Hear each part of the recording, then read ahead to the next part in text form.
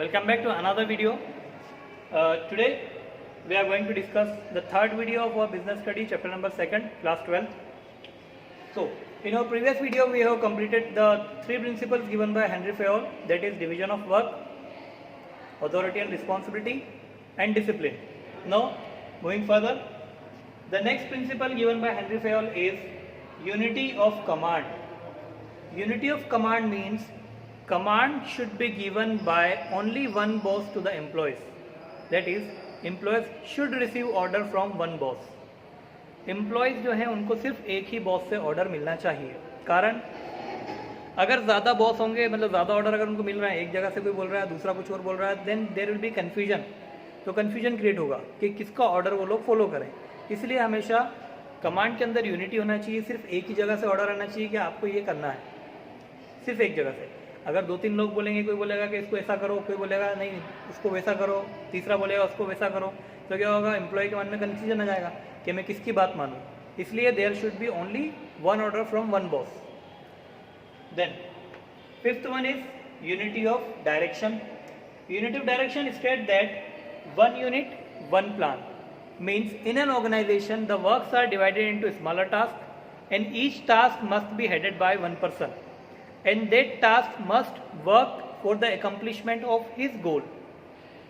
जो अपनों ने काम अलग अलग बांटे हैं, उन काम्स को अलग अलग ग्रुप में डिवाइड कर दो और हर ग्रुप का एक प्लान हो, हर ग्रुप का एक ही प्लान हो, उनका एक इंचार्ज हो और वो जो ग्रुप है वो सिर्फ अपने टारगेट पे ध्यान दे. फॉर एग्जांपल, कंपनी के अंदर अलग अलग प्रकार के डिपार्टमेंट्स होते हैं या फंक्शंस होते हैं, जैसे कि production function, marketing function, accounting financial function या अकाउंटिंग फंक्शन होता है. तो उनका काम क्या होता है, प्रोडक्शन का काम होता है सिर्फ प्रोडक्शन देखना. मार्केटिंग का काम होगा मार्केटिंग करना बाजार में. फाइनेंस वालों का काम होगा अकाउंटिंग वगैरह देखना. तो ये अलग अलग ग्रुप बांट दिए गए. अब क्या हुआ, प्रोडक्शन वालों का काम सिर्फ प्रोडक्शन पर ध्यान देना है. अगर वो सिर्फ उसी पे ध्यान देंगे तो अच्छे से होगा. अगर वो लोग मार्केटिंग में भी जाने लग गए तो ना तो प्रोडक्शन ठीक से कर पाएंगे ना मार्केटिंग ठीक से कर पाएंगे. तो इसलिए एक प्लान और एक ग्रुप, मतलब एक ही यूनिट होना चाहिए और उसका एक प्लान होना चाहिए. ये होता है unity of direction. Then sixth one we have is subordination of individual interest to general interest. Subordination of individual interest to general interest का मतलब ये है कि कंपनी के अंदर एम्प्लॉयज़ का इंटरेस्ट ज़्यादा प्राथमिकता नहीं देना चाहिए, मतलब ज़्यादा प्रायोरिटी नहीं होना चाहिए. प्रायोरिटी देना है हमें ऑर्गेनाइजेशन के इंटरेस्ट की, कि हमारी कंपनी हमसे क्या चाहती है. अगर कोई चीज़ हमारी कंपनी के लिए फ़ायदेमंद है तो हमें वही चीज़ करना है. ये नहीं देखना कि हमारे लिए क्या फ़ायदेमंद है, because we are working for a company and company's benefit will be our benefit. So ये वाला प्रिंसिपल बोलता है कि organisation interest is more important than personal interest. जो ऑर्गेनाइजेशन का इंटरेस्ट है वो पर्सनल इंटरेस्ट से ज़्यादा ज़रूरी है.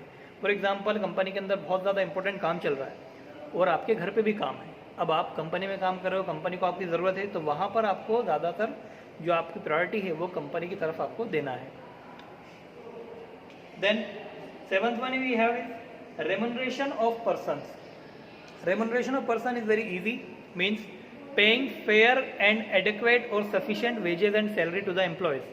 जो एम्प्लॉयज़ आपके यहाँ काम कर रहे हैं उनको प्रॉपर सैलरी दी जाए, उनको प्रॉपर वेजेस दिए जाएँ जितने वो डिज़र्व करते हैं. कम वेजेस ना दिए जाएँ, ठीक है. कम वेजेस देंगे तो क्या होगा, वर्कर का काम में मन नहीं लगेगा और वो ठीक से काम नहीं करेगा. और ज़्यादा वेजेस दे दिए तो कंपनी को नुकसान है. इसलिए जो जितने वेजेस वो डिज़र्व करता है उतने वेजेस या उतनी सैलरी उसको प्रोवाइड होना चाहिए. Then eighth one we have is centralisation and decentralisation.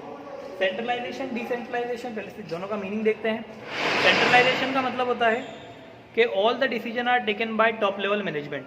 एक ऐसी ऑर्गेनाइजेशन जहां पर सारे डिसीजन टॉप लेवल के द्वारा लिए जा रहे हैं वो कहलाएगी centralised organisation.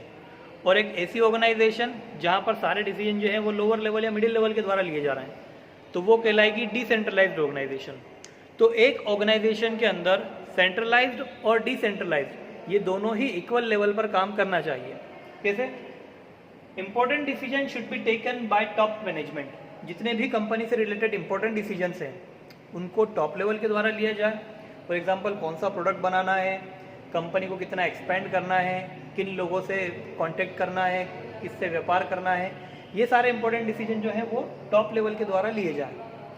And routine decision can be taken by middle level और लोअर मैनेजमेंट। और जो रूटीन डिसीजन है, जो डेली डिसीजन है, डेली मतलब कि रॉ मटेरियल कहाँ से लाने हैं, कितना माल प्रोड्यूस कर रहे हैं अपन लोग, इस वर्कर को क्या काम देना है, वो क्या काम देना है, उसमें ऑयलिंग करनी है, मशीन चालू करनी है, इससे रिलेटेड डिसीजन जो डेली रूटीन के डिसीजन होते हैं, जो रोज़ाना लेने ही पड़ते हैं, उन डिसीजन का अधिकार मिडिल या लोअर लेवल को दे दिया जाए। इससे क्या होगा, काम जल्दी होगा, सबको अपना अपना काम पता रहेगा और कोई र्यूमर वगैरह भी, कोई कन्फ्यूजन क्रिएट नहीं होगा। So these are the another 5 principles of Henry Fayol. In our next video we will discuss the remaining principles. So that's all for today's video. Thank you and have a nice day.